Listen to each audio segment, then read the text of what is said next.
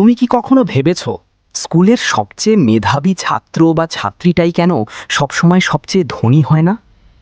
এর পেছনের সত্যিটা অবাক করার মতো। বুদ্ধিমত্তা মানুষকে ধনী বানায় না, ধনী বানায় তার আচরণ।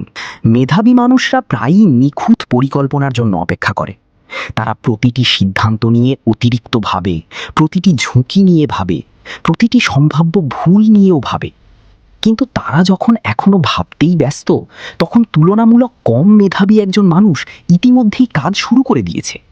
সে ভুল করে, সেই ভুল থেকে শেখে, সে নিজেকে আরো উন্নত করে, আর সে এগিয়ে যেতে থাকে। এটাই আসল পার্থক্য। স্কুল আমাদের শেখায় ভুল এড়িয়ে চলতে, কিন্তু বাস্তব জীবন পুরস্কৃত করে তাদের যারা ভুল থেকে শিক্ষা নেয়। ধনসম্পদ সেই মানুষের কাছে যায় না যে সবচেয়ে বেশি জানে, বরং যায় তার কাছে যে সবচেয়ে বেশি কাজ করে। একবার ভেবে দেখো, দুজন মানুষ একই বই পড়ল। একজন বলল, আমি আগামীকাল থেকে শুরু করব, আর একজন আজই কাজ শুরু করে দিল। 5 বছর পরে তাদের জীবন সম্পূর্ণ আলাদা।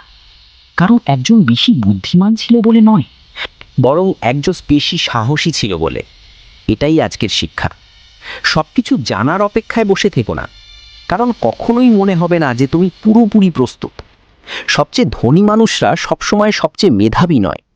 তারা হলো সেই মানুষ যারা অসম্পূর্ণ অবস্থাতেই কাজ শুরু করে, দ্রুত শেখে, আর কখনো নিজের উন্নতি থামায় না।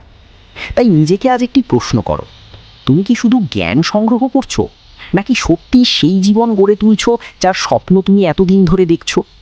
কারণ শেষ পর্যন্ত সফলতা নিখুঁত চিন্তাবিদদের পুরস্কৃত করে না, সফলতা পুরস্কৃত করে তাদের যারা সাহস নিয়ে কাজ শুরু করে।